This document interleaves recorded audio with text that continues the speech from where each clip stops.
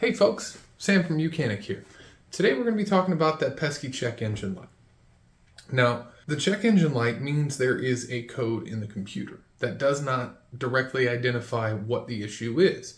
So we're going to talk about that pesky check engine light, and I'm going to show you how we do it in the shop, how we get the right fix the first time, and how we keep that customer coming back to us. So the first thing I want to tell you, again, is the code does not equal the problem. So what I like to do is I like to use the scientific method. All right, for those of you that aren't familiar with the scientific method, well, I made a little printout from a middle school chart, and it simply goes like this. We're going to have a question. What are we doing, right? Check engine light's on, obviously. Why is it on, and how do we fix it, right? We're going to do some research. We're going to find out what that code is, right? We may even take some things apart, look at them, try some different things. Okay, we're going to formulate a hypothesis. All right, that hypothesis is, I think this is what's going wrong. And then we're going to experiment. Oops, there we are, experiment. All right, we're actually going to perform a test to verify that the problem we think we're having is indeed the problem we're having. All right, next, we're going to perform an analysis on that experiment, right? We're going to see what actually happens when we perform that experiment to confirm or disprove our hypothesis. Then we're going to develop a conclusion, right? What the proper method it should be to fix the actual issue. So for those of you that have watched the tune-up video on this one, you kind of already know what's coming. But for those of you that haven't, this is going to all be new, and you're going to see me go through this process, as well as I'm going to use some different pieces of equipment to kind of check some things out along the way, because there were some concerns I had when I performed that tune-up. So anyways, I hope you guys enjoy this, and let's get inside the car and get looking at the scanner. All right, folks, we're inside the vehicle. We've got our OBD2 dongle hooked up. Go ahead and turn our ignition on. We want to go to diagnostic. We want to figure out what's going on. All right, so let's go ahead and select our vehicle, and we want to see what codes are coming up to throw that check engine light. Okay, all right, folks, so remember, we don't want to do the quick scan, because if we do the quick scan, it is going to take forever. That is actually the least quick way to get to this issue. That's going to scan all the modules in the vehicle. So we want to go to that powertrain control module. That's where our check engine light's more than likely going to originate from. And of course, I had my ignition on too long. All right, so let's go to that powertrain control module. And we're just going to read the code, right? Because we have questions. Well, look at that. We have a cylinder 4 misfire. Well, isn't that something? Now, what we want to do is we want to do some research and formulate a hypothesis. Now, this is some research. We may, or some technicians would come into my office and tell me, hey, I did the diagnosis. There's a cylinder 4 misfire. Put new spark plugs in it, or put new spark plugs and ignition coils. I've heard all manner of things from technicians, but you guys want to do this the scientific way, so we're going to do it the scientific way. So we're going to take this, and we're going to do a little research, and then we're going to formulate our hypothesis. So I'll see you guys up under the hood. All right, folks, here we are, we're up under the hood, and with a misfire, we want to be thinking spark plugs and ignition coils, right? Because that technician knocked on the office door and said, I think it's the spark plugs. And then the second one said, I think it's the coils. So we're just going to go ahead and we're going to deal with that. So you're going to want to have a piece of chalk or tire chalk or something you can mark a spark plug and an ignition coil with. So looking at our cylinders, we have cylinder 1, 2, 3, and 4. Remember, on front-wheel drive cars, right, the traditional front of the engine is generally on the passenger side, but it's where the belts are. The transmission hooks to the traditional back side of the motor. So front-wheel drive cars have just taken the conventionally vertically oriented motor and just turned it sideways, okay? So that's cylinder 1, 2, 3, and 4 right there. We had our issue right here on cylinder 4, so I'm going to take this piece of tire chalk and I am just going to put an X on that coil. And you're about to find out why. We're going to go ahead. We're going to take this coil out. We're going to move it somewhere else. Whoops. There's a lot more threads there. So what I'm going to do is I'm going to take the coil out and I'm going to move it right next door to cylinder number 3. One of these going to come out? Anyone. I'll take anyone at this point. There we go. All right. So we marked it. We're going to put this one where the number 3 coil is currently at. All right, so that one goes right there. And since pulling the plug out of cylinder 3, we can go ahead and hook it up right where it's at. All right, now the next thing I'm going to do is I'm going to pull the coil off of number 2 because we are going to take our spark plug and we're going to put it in that number 2 slot. Now it's a good habit to get into to marking these things because you may get distracted or something else may come up. You never know. So I'll go ahead and pop this spark plug out of cylinder number 2 here.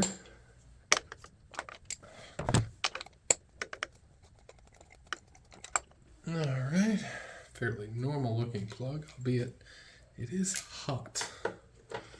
All right, and then we're going to go over to our problem child cylinder. Well, it would help if I bust it loose first. If I actually got that loose with my hands, I'd be joining a strongman competition and Sam the Mechanic's days are over.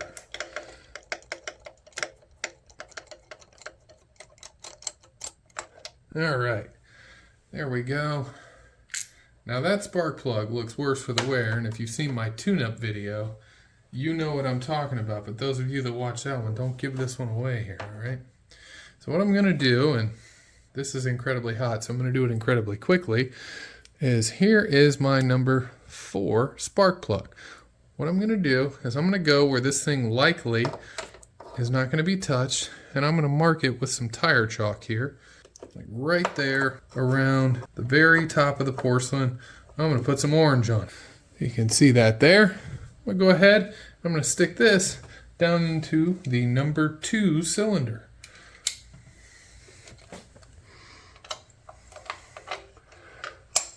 So now what we have is we've moved our coil from the problem cylinder from number 4 to number 3, and we've moved the spark plug to number 2. So we've separated those two. This is going to allow us to simultaneously perform research and experiment.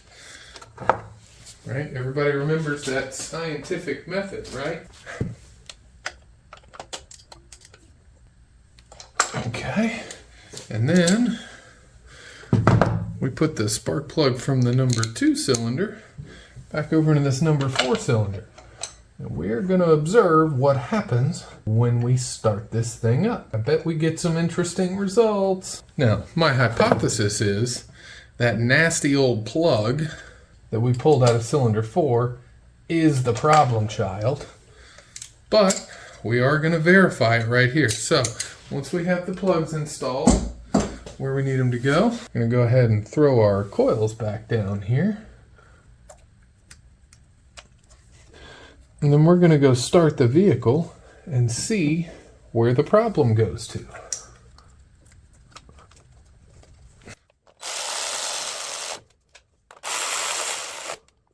Okay, that's all done. Now, I'll see you guys back inside. Okay, folks. So, we've got a couple of codes going on. We've got that cylinder 4 misfire. So what we want to do is we want to see live data on where that misfire has gone to. Remember, we moved our spark plug and we moved our ignition coil to different cylinders. So we're going to go ahead and scroll down to this misfire data here, and this will give us more up-to-speed information. This actually gives it to us live. You'll see we have counters for each cylinder. No, we don't have 8 cylinders on this vehicle, so just disregard those. Right? These 4 right here will tell us everything we need to know. So let's go ahead and start it up.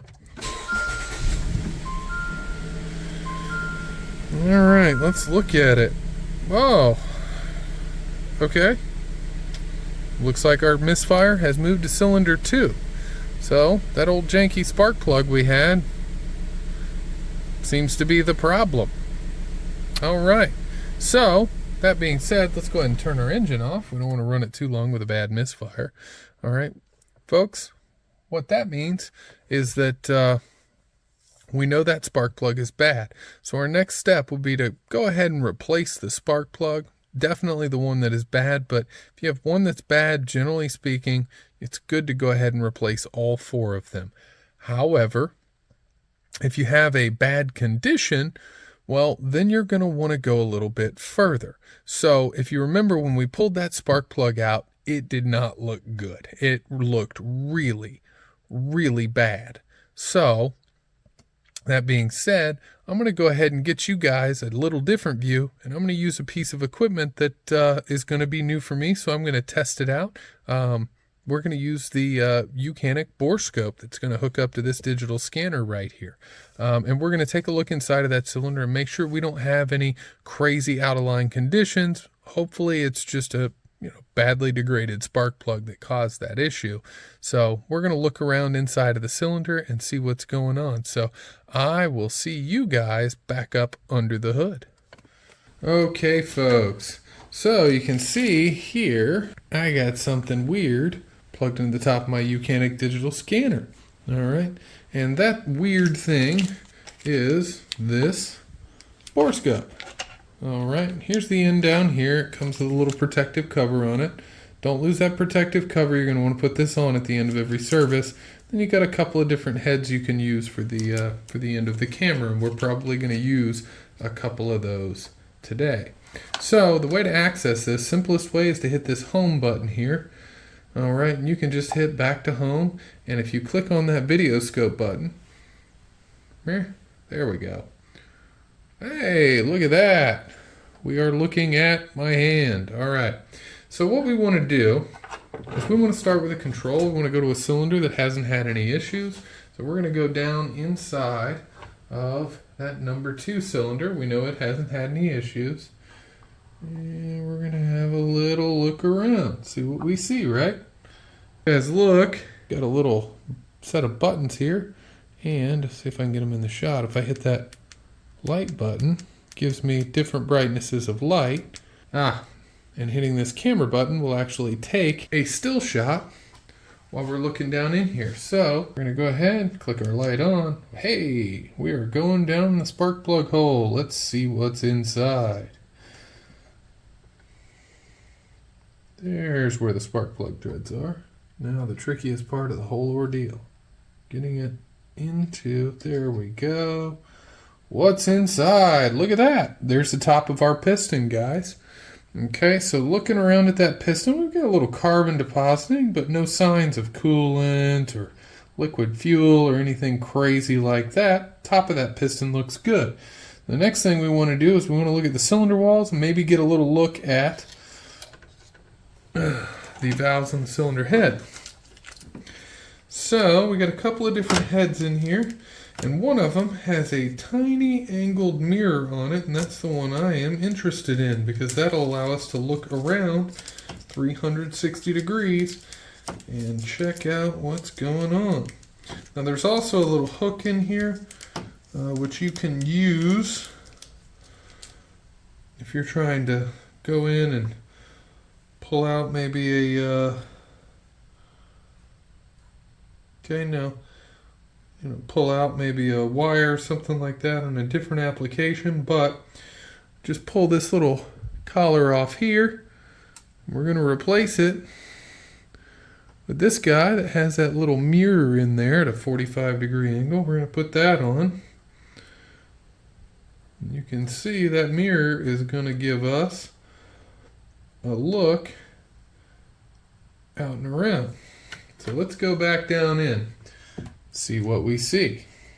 Now you're not going to be able to see the spark plug hole, so you can't use it to cheat going in this time. You're just going to have to do it the old-fashioned way. You can see those threads, they all look great. So we aren't seeing a whole bunch.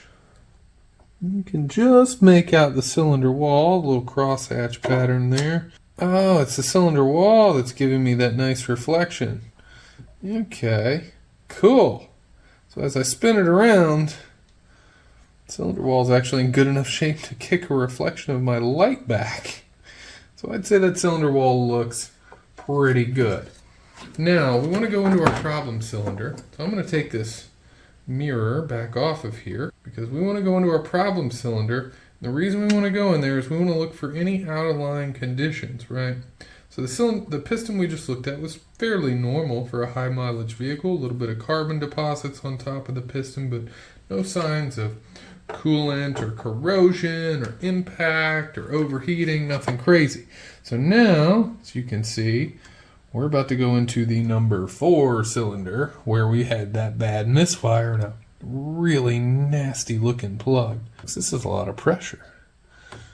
All right, so overall, it's pretty similar. It's wet and has been misfiring pretty badly, so we can expect some fuel to have built up on the piston. But I don't see any signs of impact. Let's look at that end over there. We're in that corner. It's a little clean, but I see a nice reflection on the cylinder wall all around. So I think we just had a really degraded plug. So now that we have gone through our scientific method, here, you guys can watch me through the Borescope. Now that we've gone through our scientific method, we know what the issue is. We have a heavily degraded spark plug. We've tested it, we've collected data. That was our hypothesis, and we confirmed it. So, in this vehicle, we're going to replace the spark plugs, and we're going to get back to driving. Thanks for joining me, guys.